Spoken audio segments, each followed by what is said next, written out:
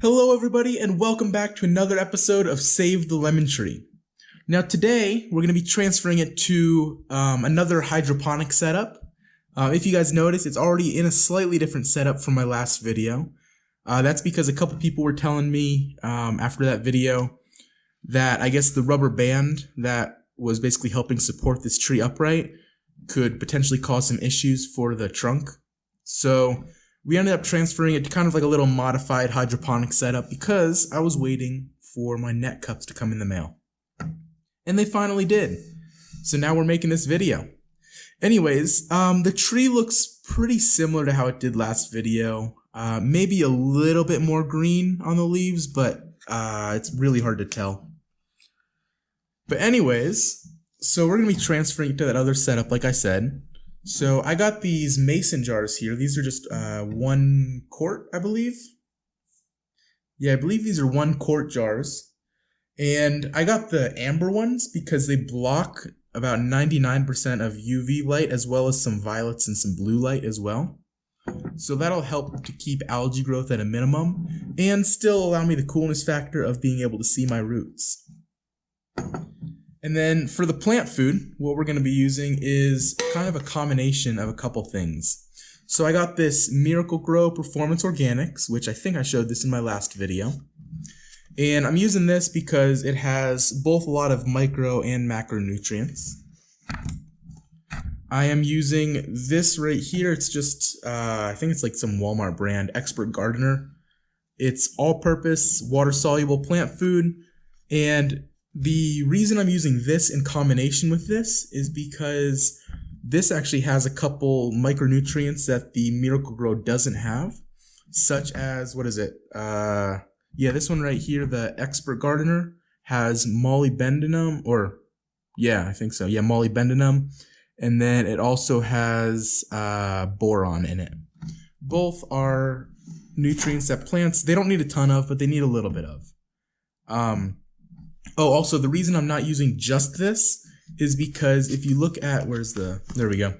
I don't know if you can read that, but if you look at the nitrogen, most of the nitrogen content in this fertilizer comes from urea nitrogen, which is great if you are planting if you're planting something in soil, but if you're planting something in hydroponics like this, so the hydroponic setup doesn't have the required bacteria and stuff like that in it to break down that nitrogen into a usable form for plants. And then of course we're also going to be using a little bit of Epsom salt because it has a bunch of sulfur in it, which is also really good for plants. So let's see, how are we going to do this? I guess we'll start out by mixing our water solution. Now I'm using distilled water here because pretty much by definition distilled water has a pH of 7, and when exposed to carbon dioxide it'll slowly lower its pH to make it slightly more acidic, which is good because lemon trees tend to like a slightly acidic grow medium, ranging anywhere from about 5.5 to 6.5. So with this starting out at about 7 pH and then it's going to slowly lower all the way to probably about 6, that's going to be absolutely perfect for our tree. So what we're going to do, we're going to start out taking some of this plant food right here from Expert Gardener, and we're just going to use half a teaspoon of this. And if I can get that out here, oh, I got a big chunk in it. All right, there we go. Level half teaspoon there. And then we're going to switch over to our Miracle-Gro. And for this, we're going to use a full teaspoon of this stuff.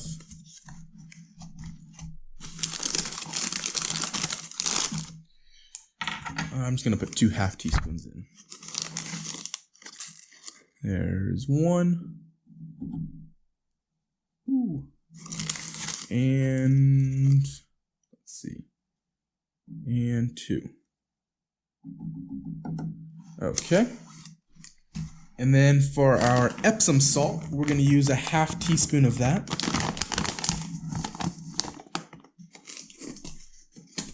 I might need to pour out a little bit of water so this will mix properly because it's like right up to the tippy top right now.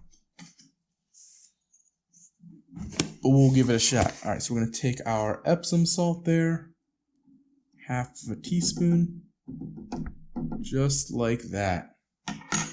All right, now we're gonna take the lid, put it back on, and I'm gonna shake this up. Okay, so we've got our mixture all mixed up here. So now what we're gonna do is we're gonna take our net cup and put it into our jar here. And I just want to see, you can kind of see where it goes in there. And we're going to fill it up probably about, I don't know, maybe an inch below that net cup. So we're actually just going to pour it right over the net cup to make it nice and easy there. There we go.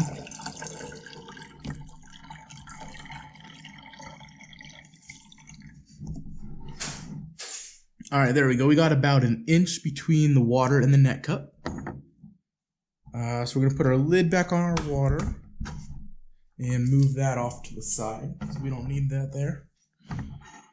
And I think what we're going to do now is we're going to take our tree here. I'm going to be kind of careful. We're going to carefully pull it out, carefully not to damage the roots. And then, perfect, just like that.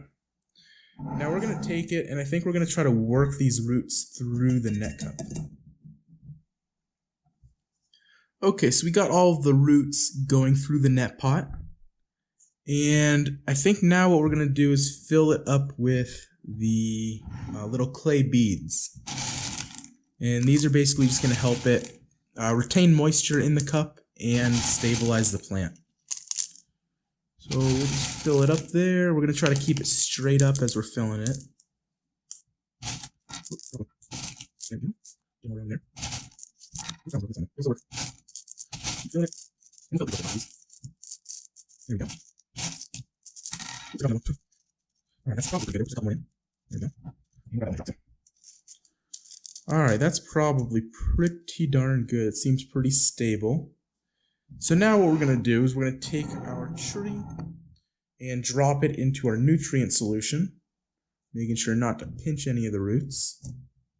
Just like that. And if you can see, I don't know, it's kind of hard to see on camera, but let me hold it up to the light actually. You can see the roots are kind of sitting in the water there. They're nice and suspended. Yeah, that's pretty cool. All right, so now I think that's about it. We're actually going to take this little metal ring just to help hold the net pot a little bit more secure on there.